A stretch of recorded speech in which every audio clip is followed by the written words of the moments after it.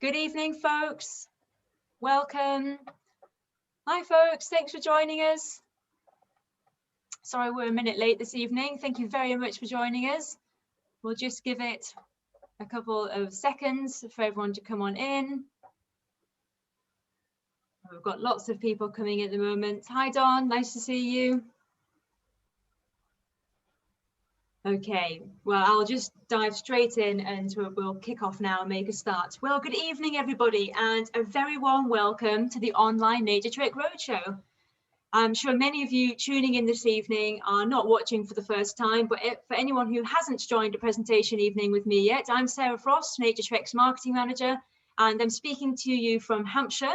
And I've worked for Naturetrek for 6 years now. Now, despite the title of marketing manager, I trained as a zoologist and I'm a leader of our wildlife cruises. So it's with particular pleasure that I'll be hosting the second of our wildlife cruise evenings tonight. And it's been 10 days since our last presentation evening, but we've been very active with our new live virtual tours. And we've run two of these in Spain in the last week. And this is a country that we know extremely well and we operate many holidays in. And last Thursday, tour leaders Nikki Williamson and Simon Tonkin gave us a wonderful guided tour on the cliffs of southern Spain with a stunning view over the Strait of Gibraltar. And we spent a very pleasant hour watching for raptors migrating over the channel. And on Monday, we joined Simon and Nikki, this time at a live vulture colony, and marveled at a huge number of vultures which we had flying overhead and also nesting on the cliffs with some fantastic scope views towards the end. Our next virtual tour is coming to you live from the Canopy Tower in Panama at 12 noon this Friday. We hope you can join us. It's completely free and we hope to see some more superb bird life. Keep your eyes peeled on your inboxes because we do have plans for more virtual tours to be announced. This week, we've also released several new day trips for you to enjoy over the next few months, which will be running from the 29th of March in line with government guidance. And you can see all of these online on our website. And you can even find ones which are closest to you by using our handy new map. So with having our virtual tours a great success and lots of bookings coming in for our day trips during the spring and the summer, it's been another positive week for us. And we're here tonight on our 20th presentation evening, which is our penultimate one. We'll be finishing with Australasia next Tuesday. And it's been quite a journey that we've had to bring these evenings to you. From coming up with the idea at the end of last year to rallying speakers and creating a schedule and launching completely into the unknown on our very first one on a very cold evening back on the 5th of January. It was all a bit uncertain for us, but you've all been extremely encouraging and we just thank you all so much for your support. We've been so touched and thrilled that you've welcomed us onto your laptops and your iPads and even your TV screens with open arms for these evenings. And although we haven't been together in person, it does really feel like we've forged a community together. So we're very heartwarmed by that. And we'll bring these online presentations back in the future because it's something that we're keen to keep. Now, with nearly 400 households joining us this evening, so we could guesstimate around 500 people, and a very warm welcome to all of you, or good morning if you're joining us from another time zone. As usual, please feel very welcome to use the chat section, which is at the bottom of the screen on your PC or the top of the screen on an iPad. You have the option to send messages to just those panelists or to all attendees, but if any of you find the messages distracting, if you're on an iPad or a smaller screen, then you can just mute them by tapping the little bell icon. And furthermore, please do just ask any questions using the Q&A section on your screen. Please pop questions in there rather than in the chat, just so we can keep an eye on them and don't miss any. We'll type replies to you as we can throughout the evening, and we'll also answer any questions that we continue to have coming in at 9:05 after the last presentation. Now, if you don't have a copy of our brochure and you'd like one for some mouth-watering bedtime reading, then please do just email us at info@naturetrek.co.uk, or you can request one via our website and we'll be delighted to pop one in the post to you. Finally, for any people new to Zoom, don't worry, we can't see or hear you. It's only the panelists that are in the spotlight. So pour yourself a glass of wine and enjoy the evening.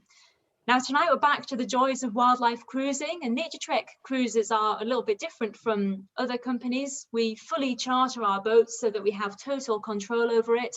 We crew it with expert wildlife guides, and we run it for like-minded wildlife enthusiasts, and we then operate it at the optimum time of year for wildlife to give you the very best holiday possible. And to tell us more about our cruises this evening, I'm joined by operations managers Paul Stanbury and Tom Mabbett. Hi. And also tour leader Sujan Chatterjee, who is joining us live from India. So a particularly warm welcome to you, Sujan, because you've stayed up for this. And it's 1 o'clock in the morning for you. So we're thrilled to have you here this evening. So Paul will be opening the evening and talking about our popular Baja cruise. So without any further ado, I'll hand over to you, Paul. Thank you very much, Sarah. Just bear with me 1 second while I share my screen. Sarah, it says that you've disabled participant share screening or screen sharing. Oh dear, I'll try again. Right. I promise I'm not trying to stop you from sharing your talk. There we go. That's there better. We go. Oh, Tim has joined us now, I think. Tim was a little bit late, so I'll introduce him in a bit. Okay, right. Is that all working fine? Yep. Work good. Right. Okay. Well. Full screen, Paul. Sorry. Just needs to go full screen. Pardon, Sarah. It is full screen on my machine. It has gone now. Yeah, I think there was a bit of a delay. Oh, right. Okay, no problem. Okay, lovely. Well, yes, good evening, ladies and gentlemen. And just a quick introduction. My name's Paul Stanbury. I'm an operations manager at Naturetrek, and I've been working for Naturetrek now for over 26 years. I look after a wide range of our holidays, a lot of stuff down in sub-Saharan Africa, and the Americas as well, but I do also look after a lot of our wildlife cruises. And tonight I'm going to be talking about one of our most popular trips, one we've been doing for many years now, to Baja, California, and the Sea of Cortez. So I would just like to make mention at the moment, before I crack on with the talk, a lot of the photographs I'm going to be using were taken by a very dear colleague, Peter Dunn, who sadly passed away last year. Peter led a lot of our Baja trips and took some absolutely amazing photographs. Lovely chap, really but sadly missed. So to thank him for all the photographs that he sent us over the years. So the Baja trips, we run them in February, March time, and this is the best time of year to go looking for whales down in Baja, California. The trips start with a flight down to San Diego on the west coast of America, and from there we head south down through the Baja Peninsula. So we're down as far as the southern tip, down to Cabo San Lucas, and then around into the Sea of Cortez, which is also known as the Gulf of California. So the Baja Peninsula is over nearly 800 miles long from north to south. It's a very geologically active area. The Gulf of California rift runs right through the middle of the Sea of Cortez and then extends north up into America and becomes the San Andreas Fault. And actually Baja California and the very western edge of California in America are slowly drifting northwest. So if you want to go to visit Baja, I'd recommend doing it quickly before it disappears off into the middle of the Pacific Ocean. So it's a very geologically active area. The Sea of Cortez itself is very deep. Deepest point is about 3,000 meters. Sorry, 3,000 meters deep. Lots of canyons, lots of undersea mounts, lots of upwellings of nutrients, and so it's a very, very biologically rich area, which is why there's so many cetaceans and other wildlife. So our trips are 14 days, and we cruise from San Diego down the west coast of the Baja Peninsula and round into the Sea of Cortez. It's a general wildlife cruise, but of course we're very much focusing on the cetaceans, the whales and dolphins, and we time the trip for a February-March time when all those whales, in particular the greys, are down in that region, and a lot of them come down to the sheltered warm waters of the Sea of Cortez and Baja to mate and give birth before heading up into the Arctic to feed. You arrive in San Diego, and before you board the boat, you've got a night in San Diego. And for those who wish, we'll take you out on a birding excursion around the city and down into the countryside around the edge. Lots to see here. Brown pelicans, of course, very, very common along the waterfront. And this is a bird you'll see throughout the voyage. Lovely little Anna's hummingbird, one of a couple of several species of hummingbird you'll see on a trip around San Diego. But you'll head out into the bushland, up to the chaparral, to look for a variety of thrashers, warblers, birding, and a wide variety of other species. We're accompanied by one of the local Audubon Society guides, and it's a great way to spend a morning before we board the vessel, the ship, the MS Searcher, MV Searcher, in the afternoon. Our Searcher takes 25 people. We charter the whole ship, as we do with a lot of our cruises. So everybody on board is booked through Naturetrek. Everybody has the same interest. We send a tour leader along as well. We've been using Searcher now for many years, and Searcher and its crew, they do a fantastic job. May not be one of the most luxurious boats that ply the waters of Baja, California, but they are by far most experienced in terms of the wildlife they find. The captain and the crew have been round and round these waters more times than we've had hot dinners. So as I say, it takes 25 people. The cabins are small. There's no getting around the fact, they're not en suite. They have a wash basin, but they don't have en suite toilet and shower. But so what the boat lacks in luxury, it's more than made up for in just the experience of the crew and the wildlife sightings that you'll enjoy. So we head south from San Diego down towards Mexico. The other great thing about the Searcher, it's got lots of deck space as well, so it's really good for looking at the cetaceans and for looking at the other wildlife as well. Won't be long before you see your first whale and dolphin, perhaps Pacific white-sided dolphins. They're quite a deep water species, but they're very playful and they'll often come alongside of the boat and bow ride in front of the vessel. Perhaps something bigger as well, or something almost. This is the second largest animal on the planet, the fin whale. Only second to the blue whale in terms of size, but the fastest of the great whales. They can swim up to 22 knots. We then cross into Mexico. You have the border formalities, and then head further south to several sets of islands called Todos Santos Island and San Bonitos Island. And here there'll be the opportunity to go ashore and have a wander around, enjoy the botany, the scenery, and the birds as well. The ospreys here nest on the ground since there's no trees for them to nest in. Ospreys are common throughout this coastline. And we'll see northern elephant seals in this area as well as the rare Guadalupe fur seal, which is endemic to the islands off of the Baja Peninsula. San Bonitos Islands are favoured haunts for these very, very localized sea mammals. Then heading further south, we come to what is undoubtedly the highlight, really, of this cruise. It's a highlight packed cruise, but this is the highlight of the highlights: the opportunity to spend a couple of days in the world famous San Ignacio lagoon. In the lagoon is very sheltered, and it's a favoured mating and spot for the grey whales, where they give birth.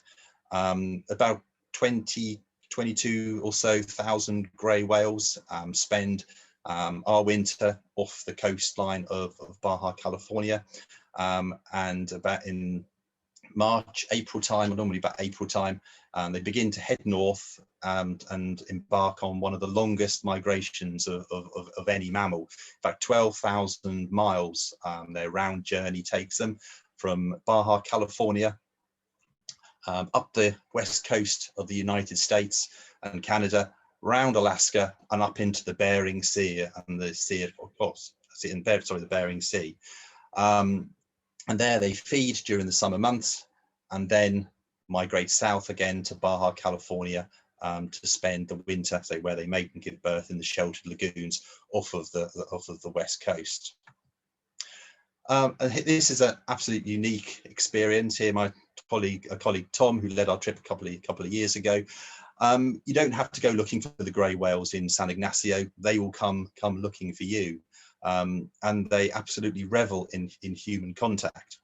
Say we're not disturbing the whales, we are not going towards them.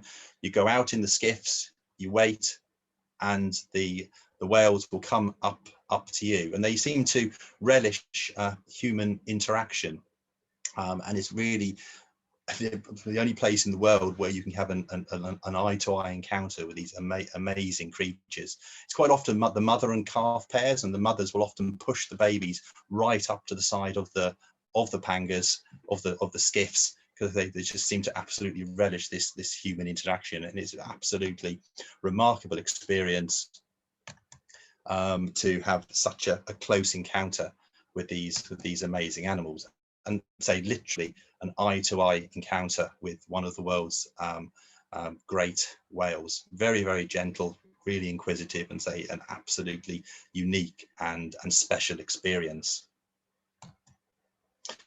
As well as looking at the grey whales, you have to take the opportunity to look at some of the other wildlife in San Ignacio as well. It's a lagoon that's lined by mudflats and mangrove forests. Lots of wading birds winter here, and others stop through on their way north and south. If you enjoy North American wading birds, this is a fantastic place to go. It's a great place to practice your ID as well of waders. We've got a willet here, a bit like a green shank, sort of in size and structure. The short-billed dowitcher, and the last bird on the list on this particular photograph, a marbled godwit.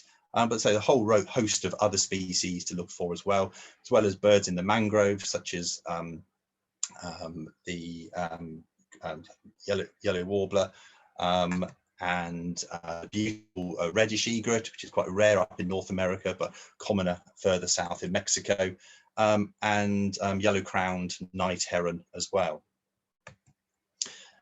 Then after a couple of nights in San Ignacio Lagoon, we head south towards Magdalena Bay. Whale watching again as we go. Humpback whales, one of the commonest big cetacean great whales on the Sea of Cortez and off the Baja Peninsula, and they're seen regularly on this cruise, and one of the most playful whales as well. They'll launch themselves out of the water, breach, they'll tail slap, they'll slap their pectoral fins. They're great animals to watch. Plenty of birds to see as well as we're cruising south. Of course, the Naturetrek guide will be able to point out the birds as well as the whales to you. Black-footed albatross here, lots of frigate birds soaring menacingly overhead. They look a bit like pterodactyls when they're soaring around. Or maybe even the beautiful red-billed tropic bird, one of the most graceful seabirds that you're hopefully likely to see on this cruise. And there's also the opportunity now to snorkel with whale sharks as well. This is only something we've been doing for the past 3 or 4 years. And there's a spot down, say just at the south of Magdalena Bay, where there's whale sharks come into a sheltered lagoon, and you can get the opportunity to get out into the water and snorkel with them. So one fantastic opportunity to snorkel with the world's largest fish. One of over 650 species of fish that live in the waters around Baja. And then we'll go around the tip of the Baja Peninsula and up into the Sea of Cortez. And again, this is just an incredibly diverse area for cetaceans. Hopefully you'll get to see these huge pods of long-beaked common dolphins, which can number in the thousands and make the sea boil. Hopefully you'll also see sperm whales, and there's a resident population of sperm whales that spend the whole year in the Sea of Cortez. They dive down into the deep submarine canyons to feed on squid, and then quite often you'll see them resting or logging on the surface of the water here as they're just refilling their lungs with oxygen, ready for their next deep dive. And maybe a pod of orcas. Orcas are not easy to see in the Sea of Cortez. They are transient animals that are moving around all the time, but with luck you might bump into a pod. There'll also be opportunities to explore the islands that dot the Sea of Cortez. So we'll take skiffs out in the early morning during the cooler part of the day and explore these cardon cacti dotted islands in search of birds and other wildlife. Greater roadrunner is often seen here, a large ground cuckoo that looks nothing like its Warner Brothers creation. And plenty of other birds as well, cactus wren here sitting on top of the cactus, and so wide variety of other species. Also the little endemic Xanthus hummingbird, which will make a special effort to find, as that bird is endemic to the Baja Peninsula. There's also opportunities to snorkel. So as well as the snorkeling with the whale sharks, you can snorkel with turtles, snorkel with California sea lions, snorkel with, let's say, some of the 650 species of fish that live here.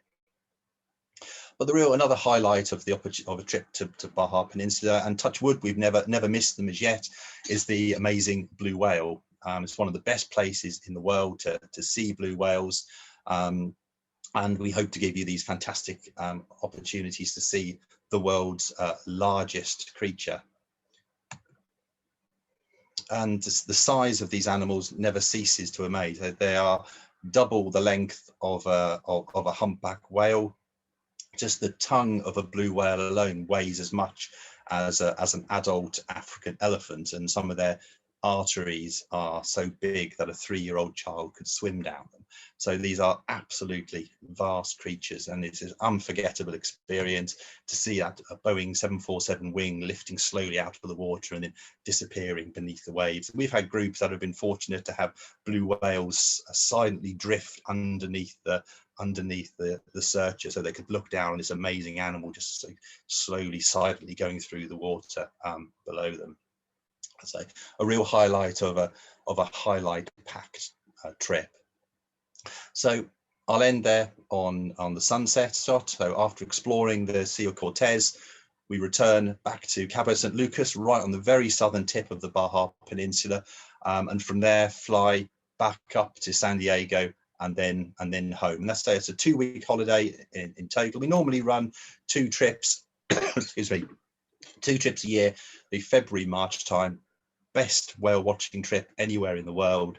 And I will end there, and I'll pass over to Tim, who has led this trip on numerous occasions, and I'm sure he'll agree with me, before he takes you up to Kamchatka. Thank you. Okay. Thanks very much, Paul, and thanks, Tim. Sorry I didn't introduce you when I was giving my introductions, but I think you hadn't quite joined the meeting at that point, but a very warm welcome. And you're going to take us off to Kamchatka. I am indeed. There we are. And yes, I would concur with Paul. It's an absolutely fantastic trip, Baja. I've done it many times, and every time it blows me away. Absolutely fantastic. But today, just managed to get the equipment sorted in time to take you to Kamchatka.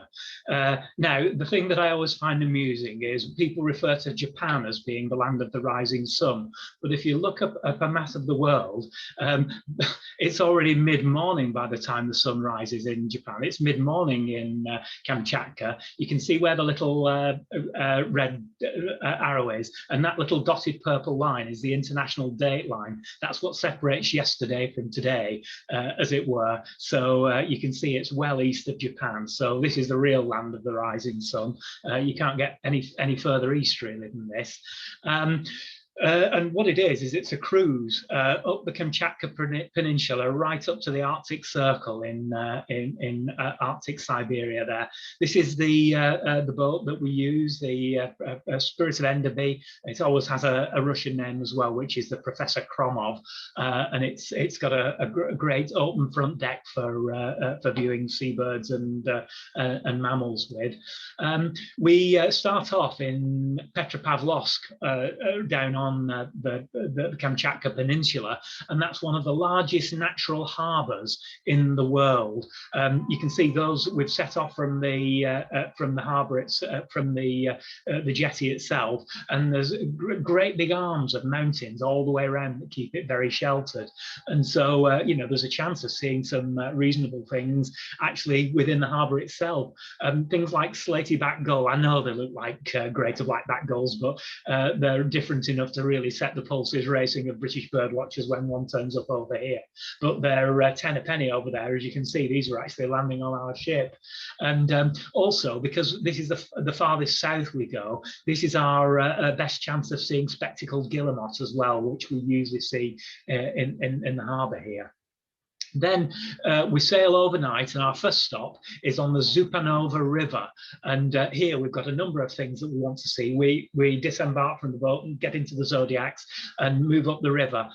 One of the first things is a very rare seal in world terms, and this is known as the Larga seal, not as in Largalout, it's Largha, which I think is the native name for it. Also goes by the name of spotted seal for very obvious reasons, and there's a colony of those on the Zupanova River. Also, one of the rarest and most sought after seabirds is the Aleutian tern. One of these graced the Farne Islands for one day about 40 years ago, and so it's come into British bird watchers' consciousness. Nobody realised that it was from the North Pacific, but even in the North Pacific, it's rare, declining, and very difficult to find, but we did have a colony on the Zupanova River and managed to get really good close views of them. But the big bird that everybody comes to see, the Zupanova River, is the breeding colony of Steller's sea eagles. Look at that. It's I know you've seen these on the presentations that Paul's done on Japan and things, but this is where they actually breed, and we see them on the nest, and we see them catching fish. You know, a real treat to see them actually on the breeding grounds. Then we head north. Each time we have a night at sea, and then we have a new place when we arrive in the morning. And this is Beringia, which is one of the Commander Islands. Now, the reason why I've put that little monkey on a stick there is because that was erected to commemorate George Wilhelm Steller, who had an expedition here. He was a naturalist on an expedition, and he described many new species to science, and every single one of them they have managed to were corroborated and were authenticated. He gave brilliant descriptions, some of which are actually extinct now, like Steller's cormorant's extinct, and Steller's sea cow, a giant Arctic dugong was up there, but and Steller's jay, Steller's eider, Steller's sea eagle, all of these things Steller described. But he also described a sea ape and said that it was a primate that was actually in the waves and swimming, and no one's ever found it again, never known what it was. But anyway, on Beringia, one of the Commander Islands, that's what that little ape's doing on a stick there. Other birds that we see on Beringia include, this is the Mongolian lesser sandplover. They breed there. They're all over the beaches and the tundra there. And a few interesting birds like surfbird, but it's the one on the right that's the difficult one to see. That's the rock sandpiper. That's the one that people get excited about in North America because they're so difficult to see. But there's a good, good numbers of them on Beringia. Then when we set to sea again, it's amazing when you're up in Arctic waters there, is that albatrosses are something that you see there. This is the Laysan albatross, but even more exciting than that, this is the short-tailed albatross. Now, short-tailed albatross breeds in one island off Japan called Tsushima, and the Japanese exploited this so much because they used to just go onto the island and what they call harvest the birds. They used to kill them for meat and use their feathers as well, until by 1933 there were none left. There were no breeding birds left whatsoever, and that was when the Japanese decided they were going to protect the short-tailed albatross. But by that time it had stopped breeding and everybody thought it was extinct. But fortunately for albatrosses, they take a long time to reach maturity, and there were many young birds just wandering the sea that had escaped, and they came back, met up, started breeding, and by when when people went back to the island in 1949, they found that there was a colony of about 50 pairs, but it really was on the verge of extinction. But it's a very northern albatross, and it's one that we did see on the on this trip last time. So there's a good chance of seeing short-tailed albatross. Very, very difficult bird to see. Other exciting seabirds, this is red-legged kittiwake. Its scientific name is brevirostris, which means short-nosed. And if you're used to looking at kittiwakes, you'll see it does have a shorter bill, but you can also see there the bright red legs that give it its name as well. Dahl's porpoise, they're very, very common in the waters in the North Pacific there. This is something that we were seeing on many, many occasions. That's an unusually good view of one looking through mirror calm water at the surface. And this is a whale that not many people have seen. This is Baird's beaked whale. That's another North Pacific speciality, but all the beaked whales only inhabit the deepest water, and this one inhabits the Aleutian Trench, and they dive really, really deep, kilometers deep, and rarely come to the surface. So it's a highly sought after, difficult to see animal, but we saw several pods of the Baird's beaked whale. Then on to Medney Island. Now, I've never had the good fortune to visit St Kilda, but everybody who was on this trip said, oh, wow, this just reminds me of St Kilda with the flowers and the cliffs and things like that. Medney Island is a wonderful place, really volcanic, very high cliffs. It's got its own subspecies of Arctic fox there. This is the Medney Arctic fox. It's smaller and has got a shaggier coat than the other ones. That was one that was howling for us. There's a few other interesting birds, again from a British bird watching point of view, but Pechora pipits breed here. This is still the only place that I've ever seen Pechora pipits on the breeding grounds. And things like Lapland buntings, they're one in absolutely full breeding plumage. You don't see them looking like that in Britain very often, even though they're quite a regular passage and wintering bird in Britain. And out in the zodiacs, in the bays, look at those cliffs. They're absolutely teeming with seabirds, but including some, again, rare and highly sought after species like red-faced cormorant and horned puffin. There's only 3 species of puffin in the world, and if you go on this trip and you've seen the British puffin, you'll see all 3 there. And sea otters. Now, I see sea otters on many occasions in North America, but I only ever see them at sea. They're the most aquatic of mammals. They don't come ashore for anything. But over on the islands off Kamchatka, they come ashore. They behave more like ordinary otters. And so here are some sea otters, not actually in the sea. Great things, but they're common up there as well. So plenty of whales as well. This is just from the zodiacs, but we had humpbacks feeding right next to us, and minke whales as well here. On to, again, we then travel overnight, and in the morning we're at another exciting place. This is another seabird island, quite different though. This is called Verkaturova, and this is the island where all the auklets breed. Auklets are fantastic seabirds. These are crested auklets, and it's funny that males and females are identical, but the males find the females with the really long crests the most attractive. And that's what all the males are competing for, this large crested female. And if a male is sort of paired up with a small crested female, and an available large crested female comes along, this philandering male will throw in his current female and go off with the large crested female. But these are there's lots of species of auklet. So that's the crested auklet. These are parakeet auklets. I suppose they have got a beak like a little parakeet. They feed underwater on things like ctenophores, which are sea group gooseberries, and one of the smallest seabirds in the world. This is the least auklet. These are the size of sparrows. You're really tiny little seabirds, and they're also amazing because they arrive back on their breeding grounds very early in the season when all the islands are covered with snow, and they sit on the snow and wait for it to melt. And when the snow melts, they're exactly on their nesting territory. How on earth they know exactly where it is under the snow? But it's true, that's what people have found out about them. This is the whiskered auklet as well. It's quite difficult to get good views. You see lots of them, but they usually try and keep away. You have to get one when it's surprised and just surface near you. And the tufted puffin, that's the other species with the Donald Trump style comb over at the top there. It's a brilliant bird, bigger than our puffins as well. There has been a record of one of these in Britain as well, in Kent a few years ago. But again, you'll be seeing, you see thousands and thousands of tufted puffins. It's a common bird in the North Pacific. The seabird colonies there, it reminds me a bit of the Farne Islands. Guillemots nesting on every available ledge, and there are kittiwakes all over the place. You can see they're the same kittiwake as ours as well, black-legged kittiwake. But if you look at the guillemots, they're a little bit different. You can see they've got a little pale stripe on their beak, and they're a bit blacker than ours. These are Brunix guillemots, and that is the common bird up in there. You do get common guillemots as well, but Brunix is the common one up there.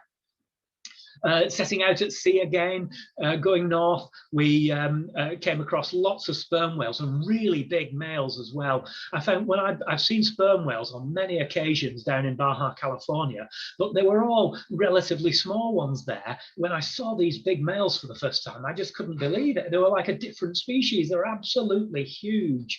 And those are pigeon guillemots flying over it as well. You get orcas as well.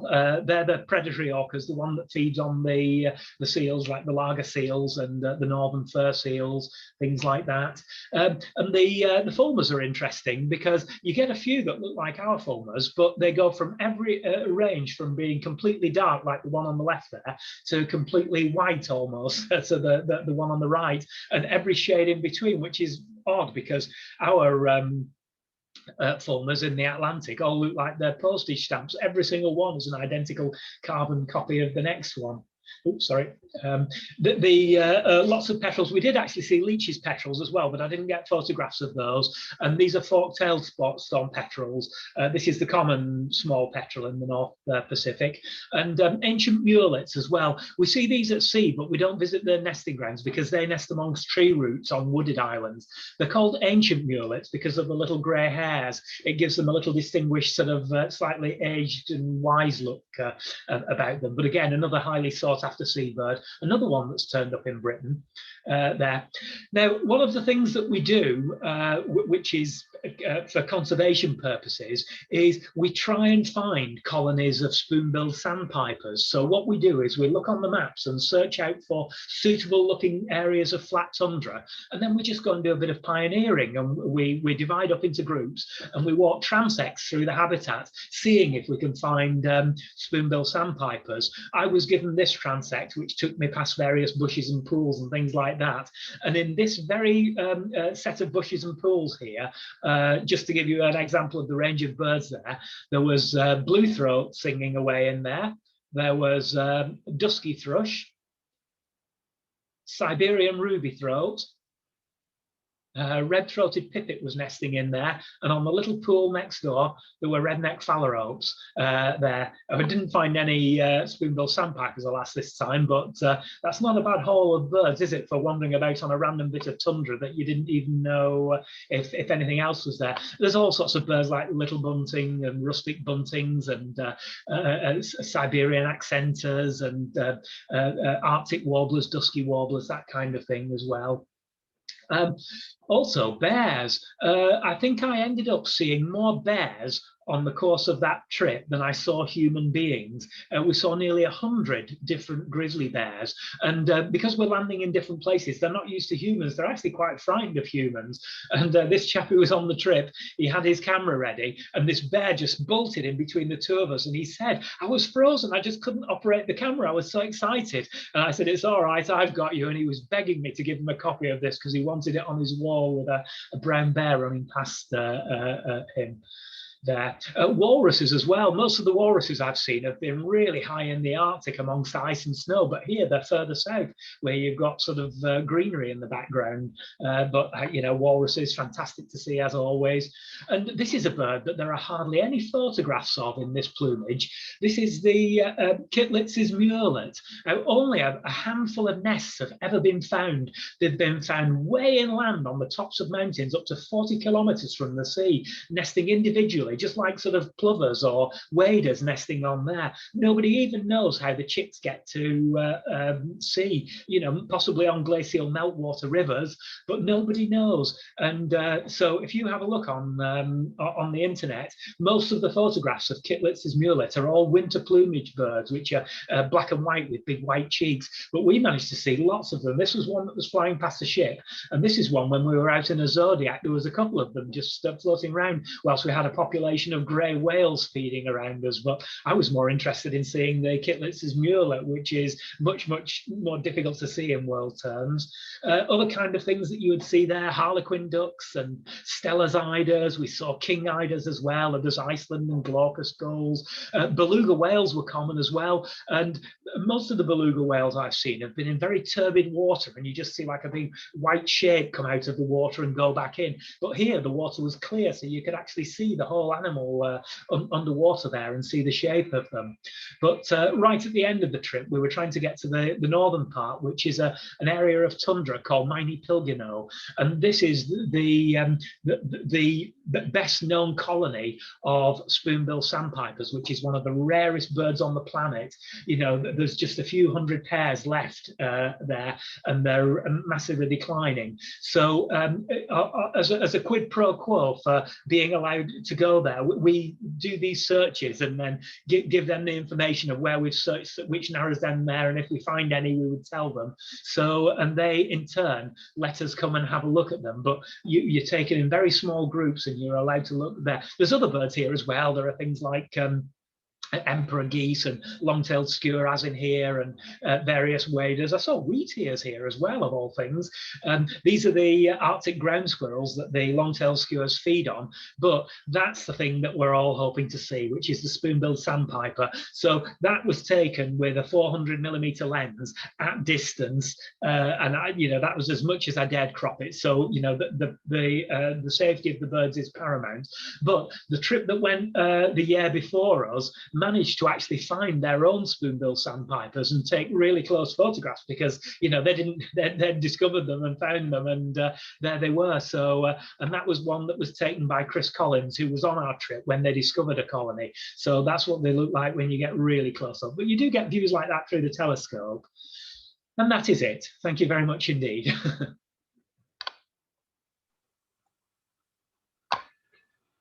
Wow, Tim, thank you very much. That was a fantastic whirlwind tour of Kamchatka there. And thank you, Paul, as well. You've really both got my mouth watering with those photographs of whales and dolphins in particular. Particularly jealous of your photo of a Baird's beaked whale, Tim. And those photos reminiscent of St Kilda, being the leader of our cruises to St Kilda. Yes, I can agree. It does look very similar. So I'll just ask if you could stop sharing your screen. There we go. That's great. Okay, folks, we're at 8:15 now, so we're just going to go to a 10-minute break. So you've got time to nip to the loo, think of any questions that you might want to ask, pop those in the chat, top up your glass of wine or pop the kettle on for a tea or coffee, and we'll be back in 10 minutes time at 8:25. Thank you.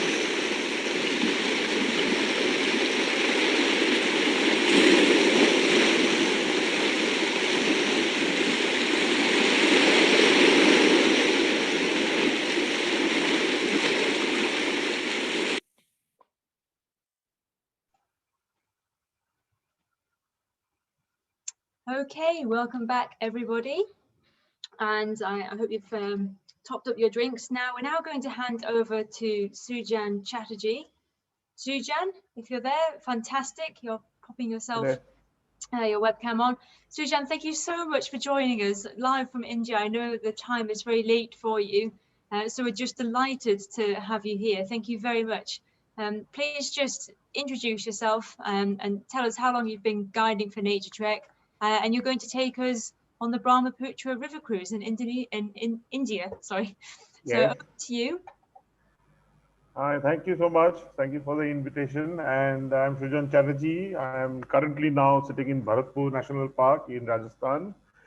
And yes, I'll be taking you through the Brahmaputra cruise. And I've been guiding for Naturetrek since 2004. And I've been doing this cruise since 2008. And so I'll share my screen. And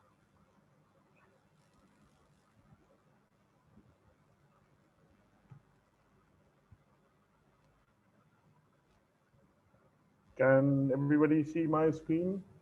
Yeah, that's perfect, Sujan. Thank you so much.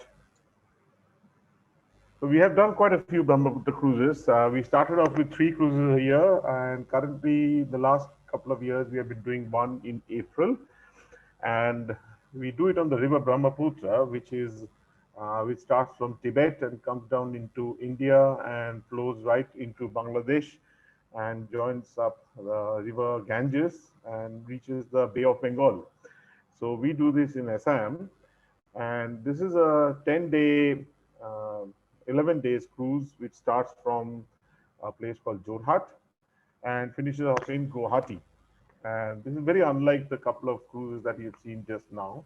And this is a very slow river cruise on a very mighty river, which is extremely scenic. And we go through some fantastic national parks and some villages and some, so there's some culture involved, not just wildlife. And it's absolutely brilliant. So we start off in a place called Gibbon Wildlife Sanctuary. So obviously the name's a giveaway, and we get to see the gibbon, which is one of the India's only ape. And along with that, we also see a few more primates. And this is a tall forest, a small patch of forest in Assam, which is protecting these species. Over there, we see a few good-looking birds. This is the red-headed trogon, which lives in the tropical forest of Assam and some of the other northeastern states. Very beautiful. This is a male red-headed trogon, which we photographed during one of our walks. This is another one, which is a Southeast Asian mammal, which we find in Assam, the stump-tailed macaque. This is a bunch of males. On that day, they were preparing for a full-on fight with another bunch, which was on the other side of the track. So these are the 2 males getting extremely aggressive, and the third one trying to egg them on, and eventually the fight erupted. So it was probably taking over the females from the other troops. We get to see this beautiful black giant squirrel. This is almost a meter-long squirrel, which is found in the lower foothills of the Himalayas, right into Southeast Asia. And they like to eat the nuts and the little fruits, like to balance themselves on their belly with the tail hanging out, and they have their hands free while they munch on these nuts. And these are found all the way up to West Bengal border and right into Southeast Asia.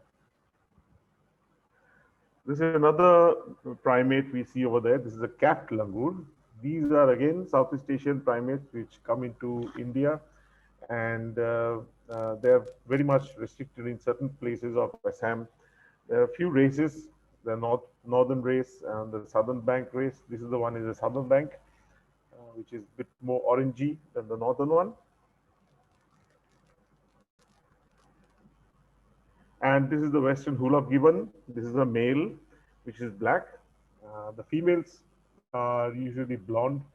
They live in family groups of 2 to 3, 4 animals, a parent and grown-up youngs. And first thing in the morning, they'll be sitting right on top of the tree, drying off from the morning dew, and they start a duet, which is something worth listening to. And then they start, if you're lucky, see them swinging around from a branch to branch across the tracks.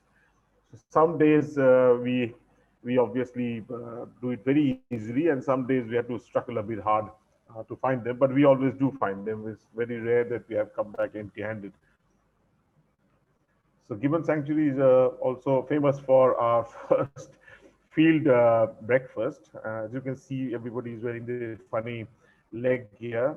This is a leech guard which we make sure everybody wears so that there is no bloodshed. So one or two occasions where we thought we could do without it has ended up in extreme disaster of a lot of bloodletting. So we make sure, even though you look funny, you wear these leech guards throughout the morning walk. So after we finish off with the Gibbon Sanctuary, we sail the next that same evening and to this island called the Majuli Island. Majuli Island is a very large river island, and it is the cultural headquarters of Assam. And as we go through this place, there are a few monasteries which we visit, and these are mostly men over there. Some of them, each monastery has their own little speciality. Some are special with music, some are special with handicrafts. So we visit two monasteries, and this is one of the where the monks of the Kamalabari Chhatra are performing with the drums. This is something extremely beautiful to watch. Even though I've done quite a few cruises, this is always very fascinating. And on these islands, sometimes we stop to see a few owls because always villages have an owl to see. So there's a brown hawk owl or the brown bubuk, which we found during these walks. Also, we find spiders. This is a signature spider, and orchids, depending on the season which we are there. So the villages, even though they don't have much wildlife, but there's always little things to see around there.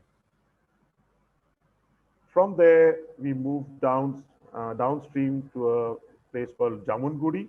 So the Jamungudi village is inhabited by the Mishing tribes. And the Mishing tribes are from the northern mountains. They have come down and settled on these roads, and they are weeding. So we visit them. There are a lot of pigs. The people live around pigs. This is one of the main animals, their main livestock. We visit their schools. Here they are. All our hunters visit their schools. Everybody in attention. And this is also a schoolboy who is coming down on his buffalo very quickly. He's missed the timeline, and he's going to join the classes.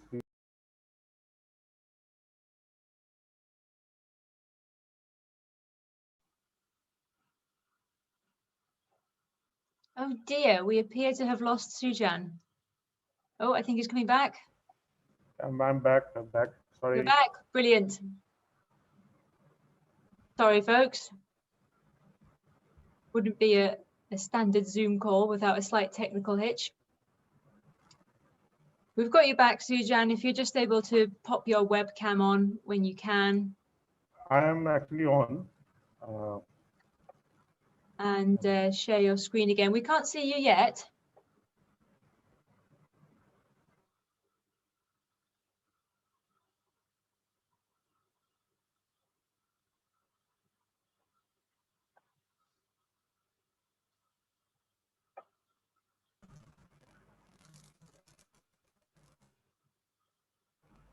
Are you able to share your screen at least, Sujan? I'm trying. Okay.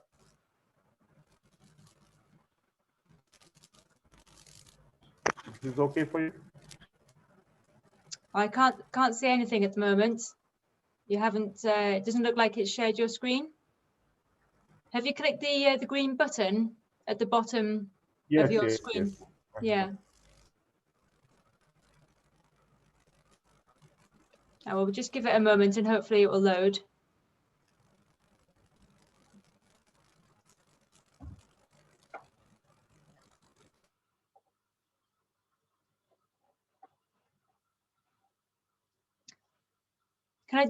Oh, he's gone again. Okay, we might have to move on to another speaker, but we'll wait for a minute just to see if Sujan comes back. Oh, he's back.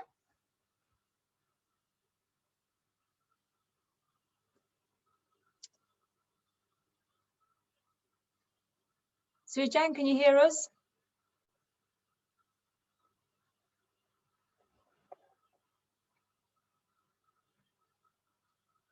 Okay, we're hoping he's just connecting now. And maybe with us in a few seconds, I hope.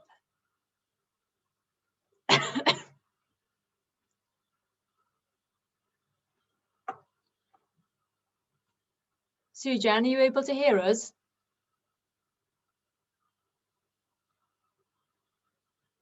No, I don't think so.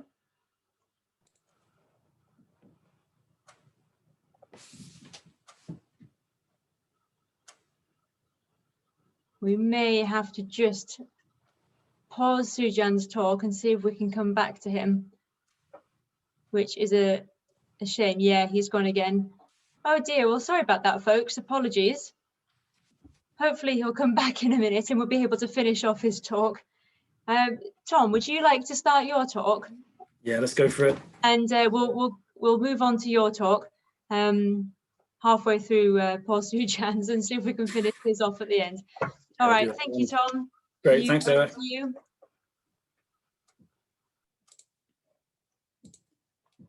Okay, let me just share my screen. And there we go. Okay, evening, everybody. Thanks, Sujan, if you can hear me for that, for part of your talk, and hope we can come back to it.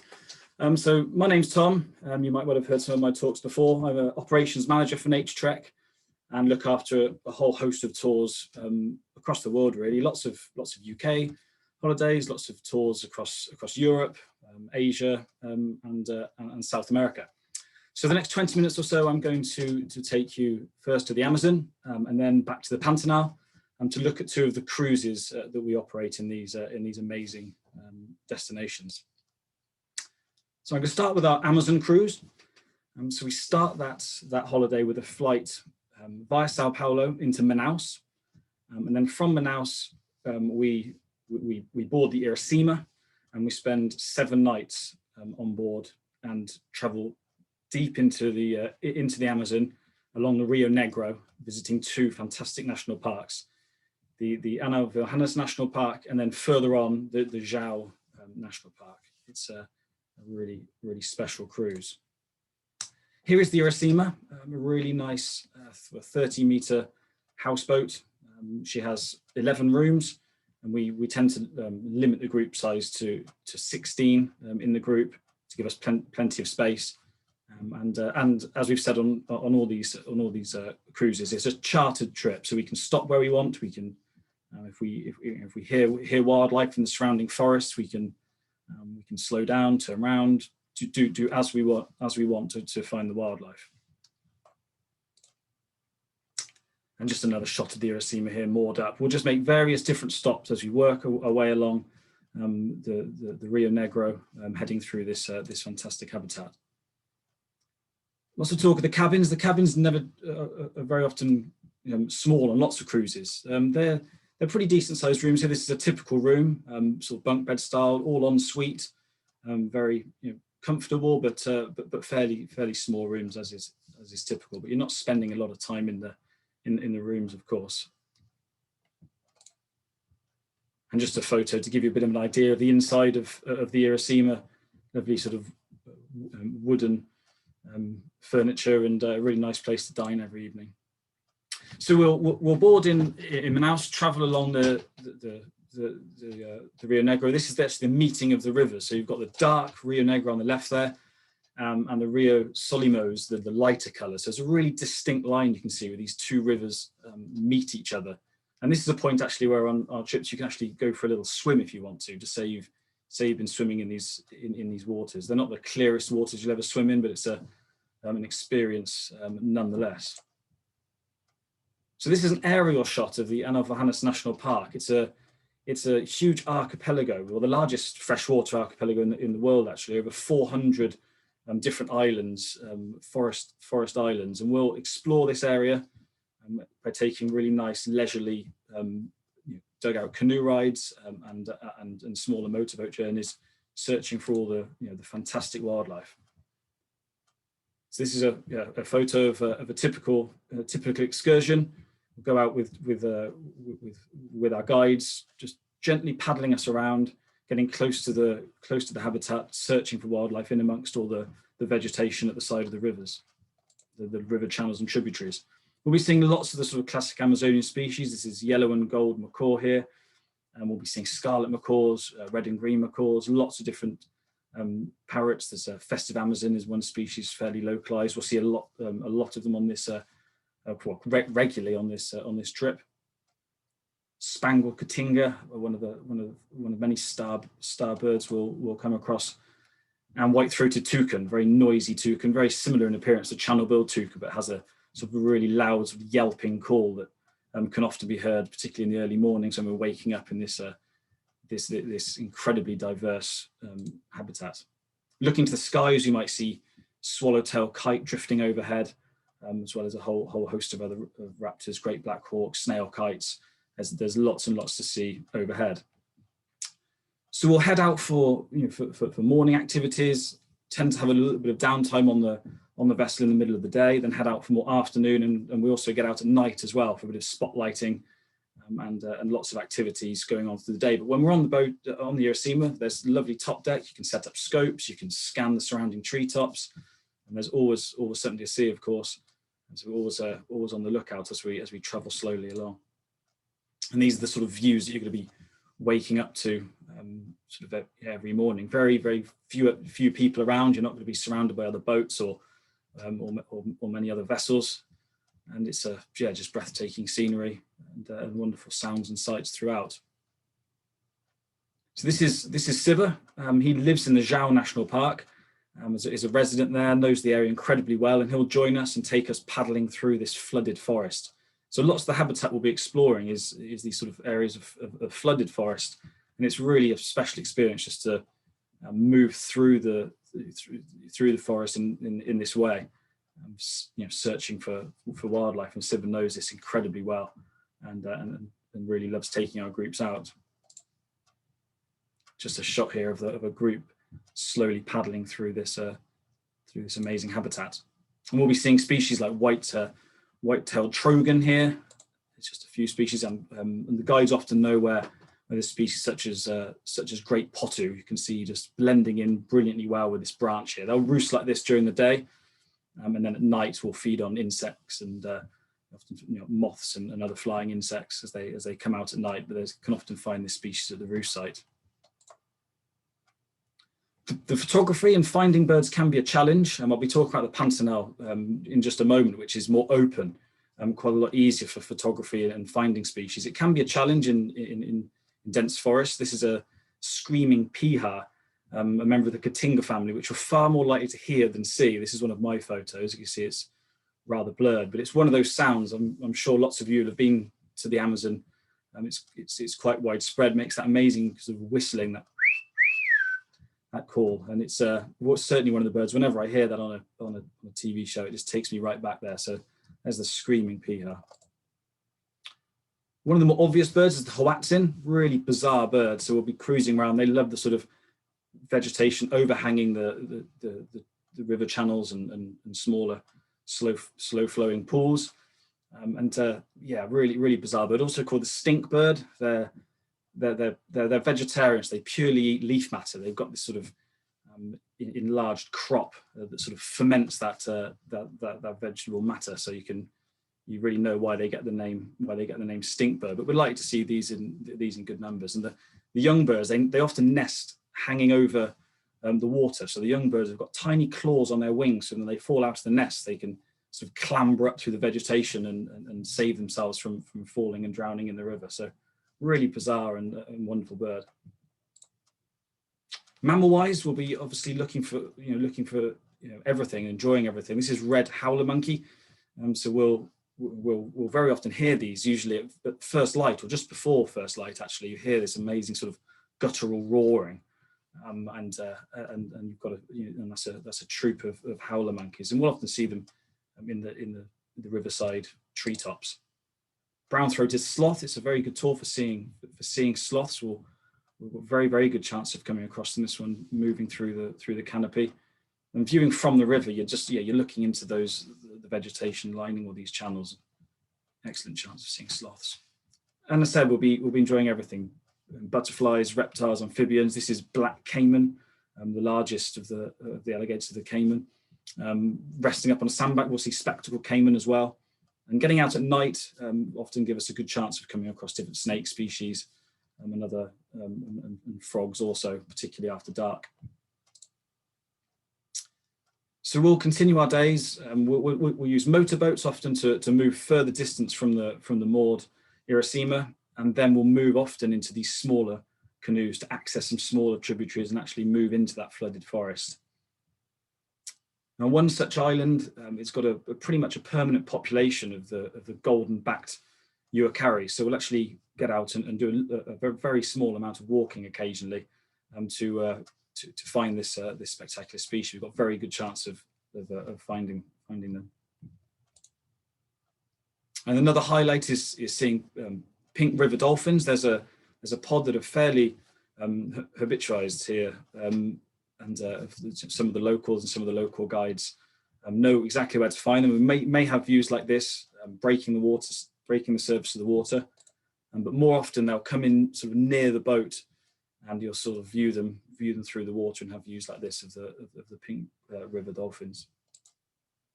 Other starbirds such as spectacled owl here, and we might have a chance of finding, certainly on our night excursions and sometimes on its daytime roost. And such species as Amazonian umbrella bird, another one of my photos you can tell here, which is a little bit grainy, but this amazing sort of crest is another sort of star that we'll try and find during the tour. And raptors, again, this is the amazing king vulture. We have a good chance of finding them. Another site, we'll head off again into the flooded forests and hope to come across wire-tailed manakin. And it's a really striking manakin species. So the males will gather at lek sites and display for the attention of the females.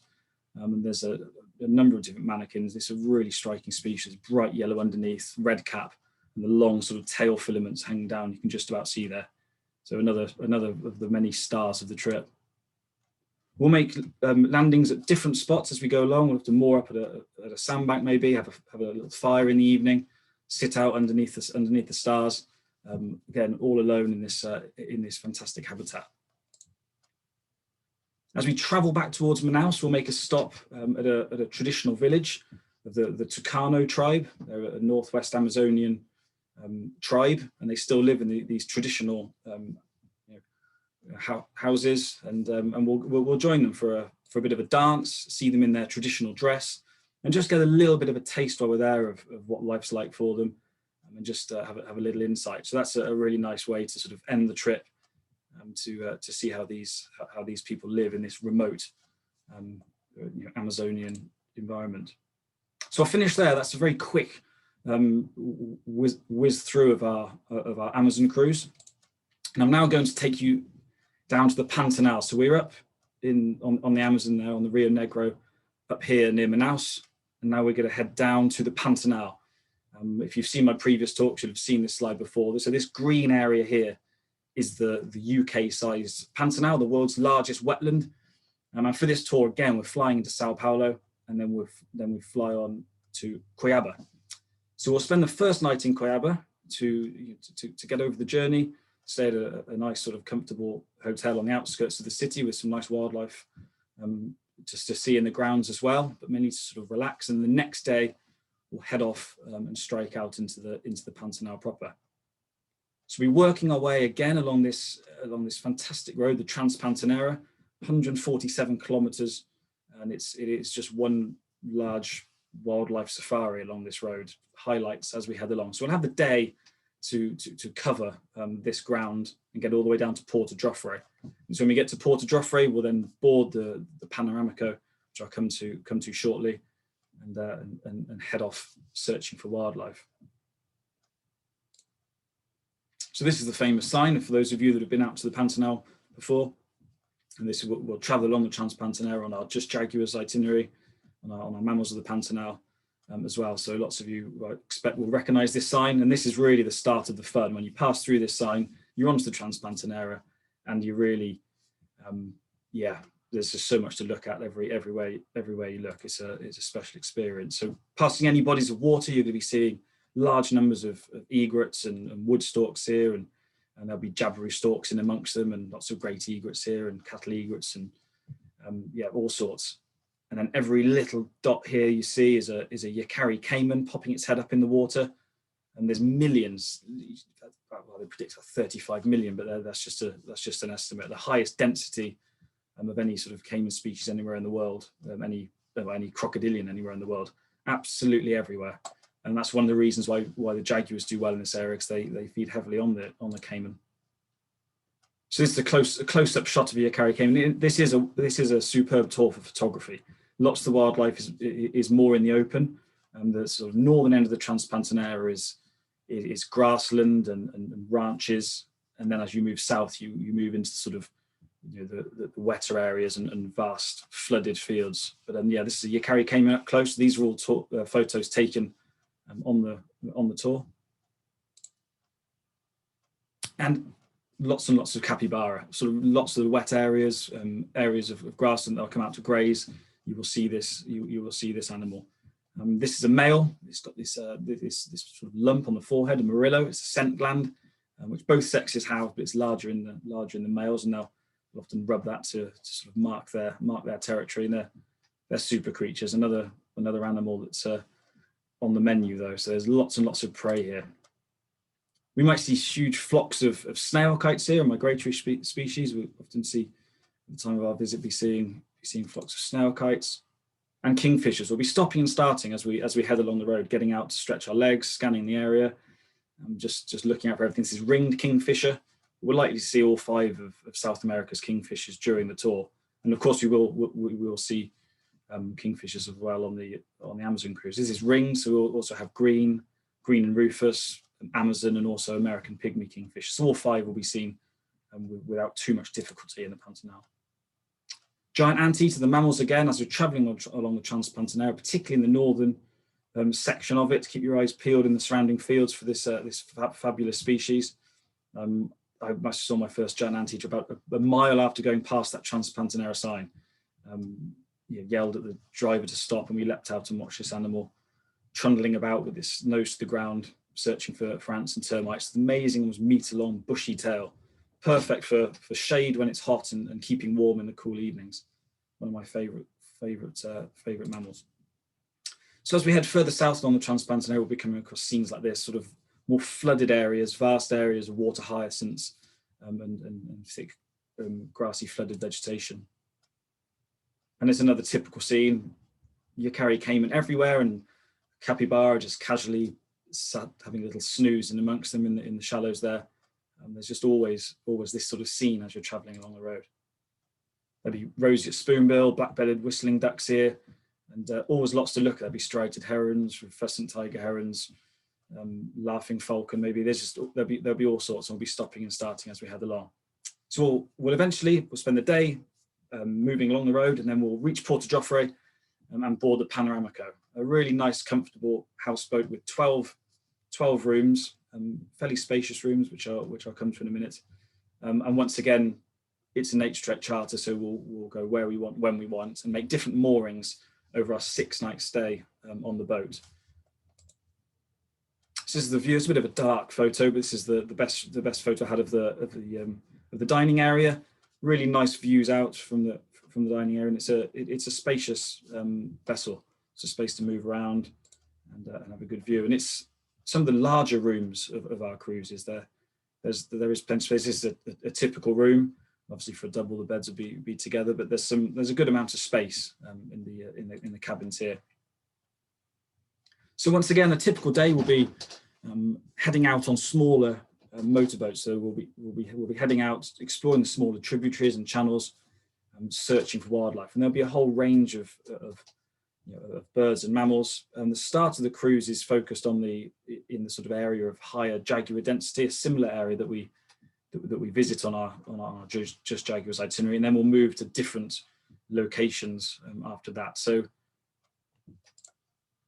I'll move straight in with jaguar. I mean, this is the reason everyone wants to go to the Pantanal. Their number one reason is to see jaguar, and you have a fantastic chance to see them on this cruise.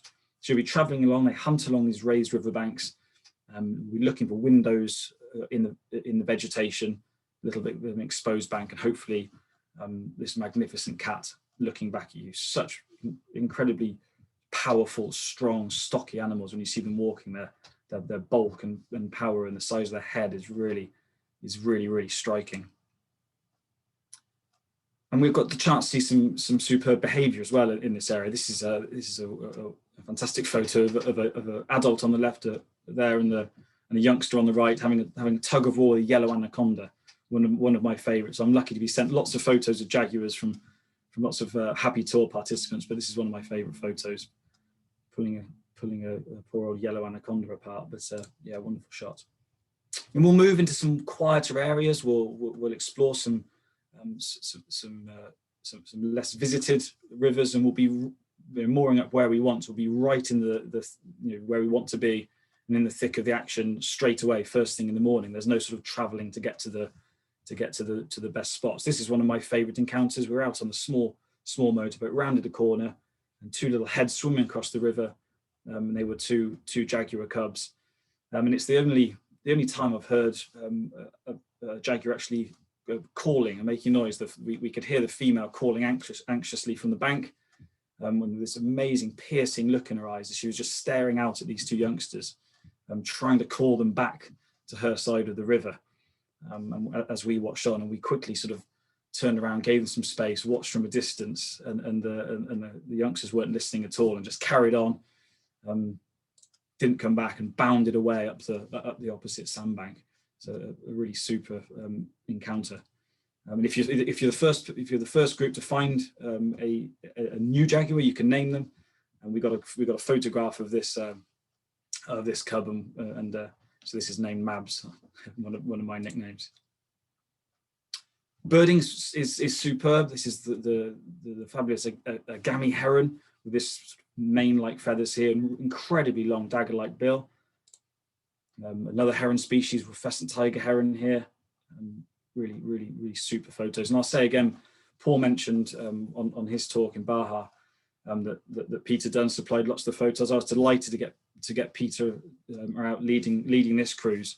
Obviously, as Paul said, sadly lost Peter last year, and thank you to him for these brilliant photos. Lots of them used in this presentation of Peter's.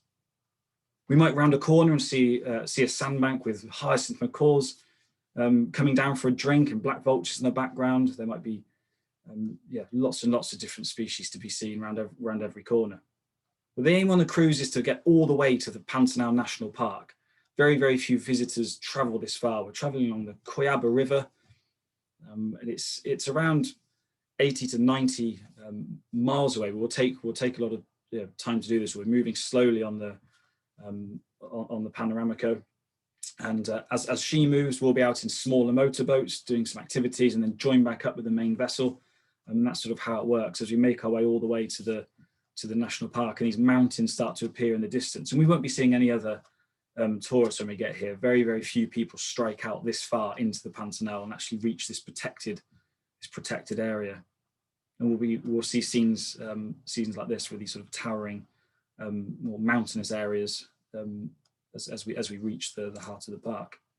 There'll be carpets with these giant water lilies, so strong you can, a small child could walk along these without falling into the water. And these amazing flowers, pollinated by bees in the evening when they open up. So it's a beautiful scene, and we'll get a good look at these lilies. Sunbitten here, really striking without its wings open, but when it flashes those wings and takes flight, these amazing eyes on the end of the wings, and they're common here. I've traveled through places like Guyana. They can be a bit trickier, but in the Pantanal they seem to be to a penny. We'll see lots of sunbittens. We might round a corner and see Brazilian tapir swimming across a river channel. another excellent, another one of Peter's excellent photos here, delighting our group in 2019. And giant river otters. It's super for jaguars, and it's a jaguar zone. It's also the giant otter zone. We've never missed seeing noisy family parties of giant otters. They grow up to about a meter long, huge paddle-like tails, and they need a lot of fish and large fish. So they'll feed and hunt actively as a family party. So you can often hear them squabbling and making various different calls, and they're quite easy to track down. Really super animals. I love watching otters, such characters, and you can just spend spend an hour or so just with a family of giant otters. And again, there'll be herds here of capybaras. So after spending time in the national park, just doing lots more wildlife activities, heading out on the smaller boats, searching for all those fabulous species, we'll spend one night on the Trans-Pantanera at the end of the cruise. We'll have a chance to visit a hide to look for ocelot, which has become far more reliable in recent years. Just a short walk from the lodge. We'll sit quietly at a little forest clearing, hoping that an ocelot will appear. We have very good success rate with seeing this beautiful and usually elusive cat. And another chance for tapir. There's another clearing nearby where the local guys leave mangoes out, a nice little free offering for a tapir to hopefully come out and start munching through them. You can be at the lodge, and then the guides will say, "Oh, a tapir has come out of the forest and is munching away on mangoes. Do you want to come and have a look?" And you can just wander a short distance from the lodge and sit and watch it. And it's a scene that just has to make you smile, watching a tapir munching on a mango at point blank range. It's superb. So I'll leave it there. Hopefully, maybe we'll have Sujan back, but if not, I'll leave you with a photo of a jaguar stalking along a riverbank in the Pantanal. This is my final talk of this series. So thanks everyone for listening and tuning in, and I hope you've enjoyed them. I'll leave you there. Thanks very much. Thank you so much, Tom. That was a fantastic talk, and thank you for being ready on standby there to step in. And that's okay. Slightly earlier than expected. Some fantastic images there. Tim, I hope you're with us too. I'll just see if I can ask you to. There we go. We can see and hear. Yeah. Fantastic. Okay, so hopefully we will get Sujan back. I haven't managed to make contact with him, unfortunately, so I'm wondering if he is perhaps encountering a prolonged power cut or something like that. So we'll go to our questions anyway. If he does come back, that'd be great, and we can chat through some things with him. But if not, I am about to pop the link to the Brahmaputra cruise that he was talking about just into the chat box there, so you can all see the link to the webpage if you're interested. Okay, so some questions now, and I will, excuse me, dive straight in. So we have a question from Andrew Stafford asking, are there malaria or biting insect issues in the Pantanal, Tom? No, you don't need anti-malarials in the Pantanal. You might think the world's largest wetland will be absolutely crawling with swarms of mosquitoes and a complete nightmare, but it's the opposite really. You might get the occasional mozzie as you do here, but they're really not a problem. They're a problem in the wet season. So December through to April time, they're breeding and there's a lot of mosquitoes. The time we're visiting, so the dry season, which is June through to sort of middle of November, they're not really a problem. We obviously advise taking repellent, take long sleeves, long trousers, but very little comment on them. I read all the feedback and very rarely mentioned. So no, you're fine there. And you've just touched on the dates of the Amazon and Pantanal cruises, because that's another question that we have actually. So is this, do they run from June to November? Did you say they're running through those months? Yeah, that's the season to visit the Pantanal. The Pantanal cruise we tend to run sort of September, October time. That's sort of height of the summer, really. That's hot days. It's a great time to be there. And then the Amazon cruise we tend to run right at the end of July into early August. So both sort of prime times to visit. Okay, great. We have a question now from Derek Witten. When are your next trips to Kamchatka? Paul, when are they next departing? Tim, I know you delivered the talk on this, but Paul, as you're the operations manager overseeing the dates. Yeah, we will be operating another trip in 2022. It just so happened that we actually chartered the ship for 21, and then of course COVID hit. So at the moment, I'm transferring those people who booked on the 21 trip over to 22. We're not actually chartering the whole ship in 22. We'll take a group and join other people on the Spirit of Enderby. But I'm in the process of transferring from 21 to 22. Once I've got that sorted, then I'll open the dates for more general bookings. But it operates normally around, I think it's the middle of June-ish, middle to the late June. But if anybody's interested in the dates, then just drop me an email and I'm be very happy to forward them through to you. But we certainly are doing a trip next year, and hopefully Tim will be able to lead it. And thanks, Paul. I've got another question for you, so I'll stick with you for now. Whale sharks on Baja, how frequently do you see them, and opportunities for snorkeling with them? And actually, I could open this question also to Tom, who's led this cruise as well, if either of you want to answer. Yeah, it's something that's only been offered for the past 3 or 4 years, I think. But as far as I'm aware, all of our groups have had the opportunity to snorkel with them. I guess the limiting factor is the weather. You need to have good, calm conditions to be able to get into the water and snorkel with them. But as far as I'm aware, our past groups have been able to do it and had good views. So the top certainly with my group, it was super views. Usually young individuals coming into La Paz Bay, and very well done. Excellent views, and they'll coming nearer the surface to feed, and excellent views. Very nice conditions to be snorkeling. They also like to come up to the surface to warm up as well, don't they? Particularly the younger ones, if they've been down in the deeper water for a while, they like to warm up in the top surface of the water. Yeah. I've seen quite a lot of photographs sent into the office actually from happy participants from the Baja cruises, people entering photos into our photo competition and things like that. And there are frequently photographs of whale sharks on that cruise, I do remember seeing. We've had a question about how quickly the whales are traveling if they can cover 12,000 miles. I'm assuming this was, it was, looking at the time, asked during your talk, Paul, the Baja cruise, in reference to grey whales in that case. Either Tom or Paul, would you like to answer this? It sort of takes them 2 months, I think, to get from Baja. I think they're slow movers, aren't they? The grey whales. The grey whales are very slow movers, about 5 miles an hour, I think, whereas the fin whales are about 20 miles an hour. I think so. 22 knots for the fin whale. That's the reason as well with the grey whales. The reason they're covered in so many barnacles and lice is because they move so slowly, and those parasites can latch onto the grey whales. They're covered in them, and then they come over to the boats to sort of try and scratch them off, and that's one of the reasons why they'll come over to the boats and the people. And when I was there was one scratching on the side of the search of an evening, and they just enjoy coming over and rolling about, scratching on the boat like a big blood dog. Yeah, it's brilliant. So about 5 miles an hour is my final answer, I reckon. Thanks, Tom and Paul. We have a question from Caroline Webb about the water temperature for snorkeling and what this is like in Baja. Leave that to Tim. You've been in those waters many times, Tim. Yeah, it's. I mean, being utterly honest, I would think it's more of a wetsuit temperature.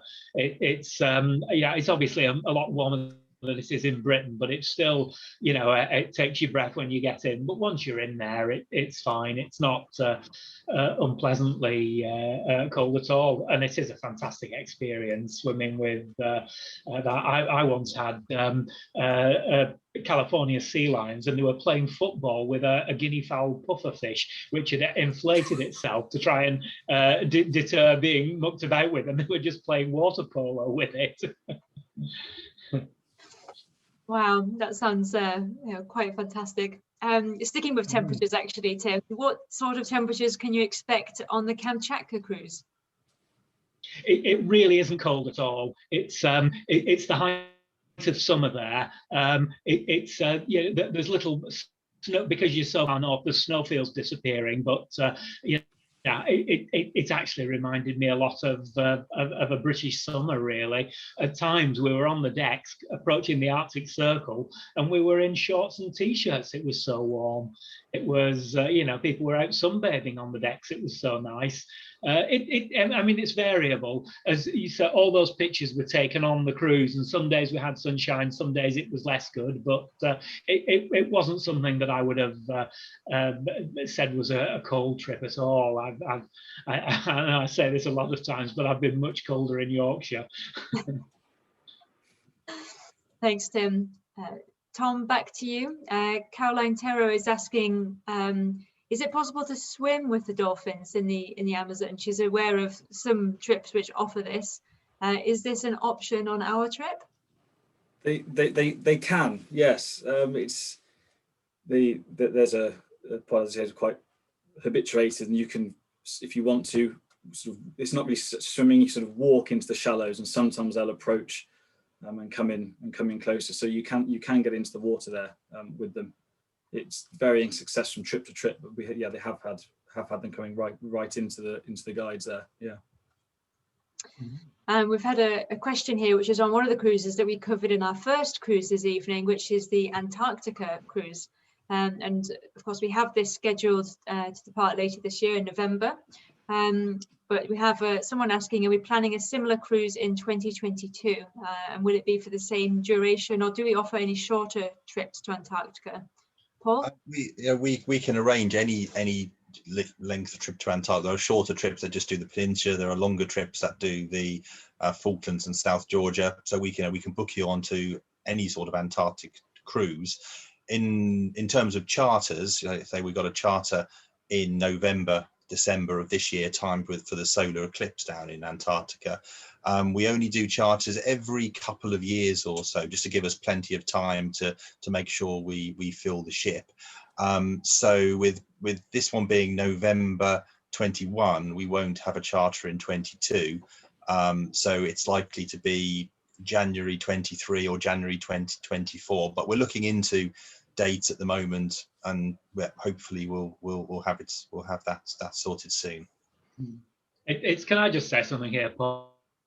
Is that if you've made all that effort to go down to Antarctica, is leaving out the Falklands and South Georgia just so that you can say you've done Antarctica and visited the peninsula, is you would regret it forever, because most people that have been on that cruise think that South Georgia is the place that is just so magnificent. It's like alpine scenery. The waters are bubbling with whales, and you'll see 500,000 king penguins on the beaches. The real take-home wildlife spectacles are on South Georgia. So if I was going and I was advising anybody personally, I would say, please don't book yourself just for one of those little motoring trips to get down to the peninsula to tick off Antarctica, because you'll be missing so much more.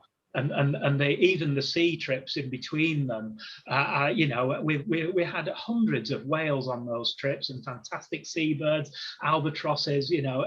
Every hour of that trip is a joy to savor. It's fantastic.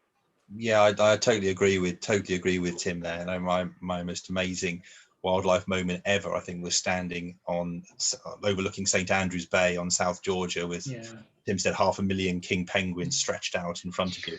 Absolutely jaw-droppingly incredible, and I totally agree. Most people only go down there once in their life, so yeah, include the Falklands and South Georgia on your trip.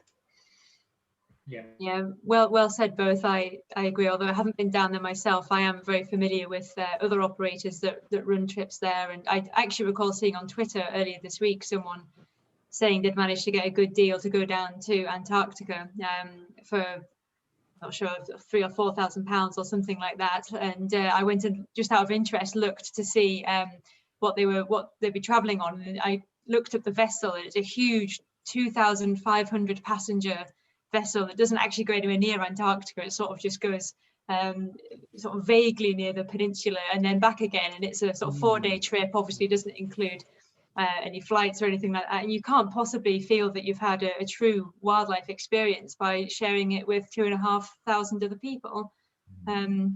Whereas we have 100 passengers on our cruise, all who've got a real keen interest in wildlife, and you have a lovely sense of camaraderie on board the ship with other passengers and the tour leaders. The photographic experiences as well, because we're on smaller boats. You can get down on the open to the water, and people are photographing seabirds and whales and dolphins all the time. You can't do that on a big cruise ship. And I've just seen another comment coming up endorsing South Georgia. If I had to pick my favorite place on the planet that I've ever been to, South Georgia would be up there. It really is, the most wonderful place. It really is. Take me there. Thank you both. Tom, we have a question from Esme Hookstep, who asks, do we have optional extensions to the Pantanal cruise, please? Thanks, Esme. Yes, there's lots of extensions that could be added on to any of our Brazil itineraries, including the cruise. You could head on down to the Iguazu Falls. You could combine it with heading to the southern Amazon, looking for harpy eagles, for instance. You can add on a few nights on the Transpantanal to try a bit harder for giant anteater. There's lots and lots of different options. So I'd be more than happy if you, call the office. We can chat through different options to extend your trip. I'm very used to spend a lot of my time tagging on extras to these Brazil trips. It's very, very popular for people to do one itinerary and then add on, sometimes multiple extensions onto that main itinerary. So lots of different. You can go for maned wolf as well, can't you, Tom? You can. It's a little bit more fiddly to get to the wolf camps, but it can be done. You can main wolves, giant anteaters. Down to Iguazu is a very popular one. It's spectacular, the falls down there. It really is, and worth adding nights on the Transpantanal. You get to see different things. Every day there. So I often just recommend, if you do nothing else, you can. I do a giant anteater extension. So that's an extra couple of nights on the Transpantanal. You could hopefully see giant anteaters and a whole host more. So tagging on nights, you've headed all the way over there. It does sound worthwhile, like a good idea. Definitely.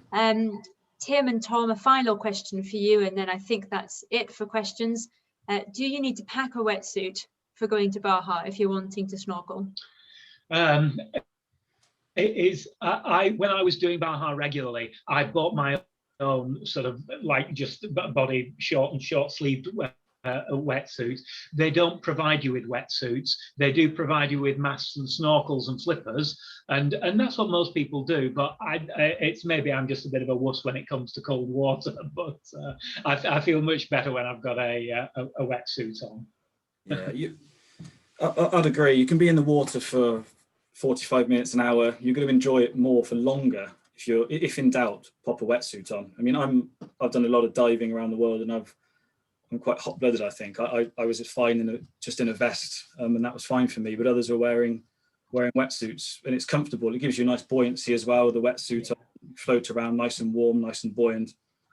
But if in doubt, pack a wetsuit, and they don't take up that much space. And people took their own fins as well, because it's nice to have your own fins to fit into and you do get an opportunity to spend quite a bit of time snorkeling. There's numerous days where there's snorkeling sessions, so it's well worth being comfortable for it, definitely. Yeah, and wetsuits certainly aren't heavy at all. I take mine out to the Maldives for a different reason, just so I have to put less sun cream on, which isn't always great for the coral, but fits into my bag very easily. We've just had another question pop into the chat. This is from Jennifer Cow. Asking Tim, are you going to be leading any of the Wild China tours in 2021? I always defer to Paul for this. If whatever I'm asked to do, I usually do it, and I wouldn't be averse to leading China again. Yes. Yeah, I'd be more than happy for Tim to lead as many China tours as he wants to. That's good to know. Right, well, I think that is it for all questions. I can't see any more that have been coming in. I'll just have a flick through. No, I think that's it. Right, well, thank you all so much for joining us this evening, and for to our presenters for joining. I'm so sorry that Sujan was sort of cut short mid-presentation. I know he would want to pass on his regards to you all, and he'll be sorry not to have been able to answer any questions on his cruise, but we can answer those in the office, so please do just contact us if you'd like any further information. This is the 20th presentation evening that we've run so far. If you've missed any, don't worry, they are available to watch online via our website. So if you just hop onto our online roadshow webpage, there's a link to them at the bottom of the page where you can enjoy them and watch at leisure. If you'd like to give us any feedback, it's always very welcome. So please do email us at info@naturetrek.co.uk, and we'll be very happy to receive it. Finally, if you're a member of a natural history club or society and you'd like a Naturetrek speaker to deliver a talk to your members free of charge, then we'd be very happy to do this for you. Please just contact us and we'll be delighted to arrange it. We'll be back the same time on Tuesday next week, the 23rd of March at 7:30. We'll be talking about Australasia, taking you to New Zealand, Tasmania, Australia and Papua New Guinea. We hope you can join us. We'll stay online for the next couple of minutes or so in case there are any last minute questions. But until the next time, take care and good night, everyone. Thank you. Good night. Everyone. Good night. Bye-bye.